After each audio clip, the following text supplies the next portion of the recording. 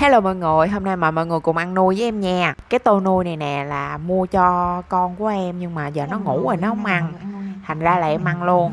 Bởi vậy nhìn cái ồ, tô nuôi nó đâu có gì đâu. Toàn là nuôi không à, xong rồi bỏ thêm miếng rau vô ăn cho nó bớt ngán. Ê mọi người thấy cái màn hình nó có cái chấm đen không? Thật ra đó là do cái cam của em nó bị hư á mọi người. Thành ra nhìn nó đen đen. Chứ không phải mặt em nó nổi gì á mọi người. còn Tô nuôi này mua có 20.000 à, thành ra nó cũng không có nhiều, không nó cũng được nhiều thịt lắm á, nhưng mà tại vì Ngọc Lạnh nó không có ăn cái gì hết, nó chỉ ăn nuôi thôi à, nên thành ra là nhìn nó đơn điệu. Mọi người gán coi nha mọi người, bye bye.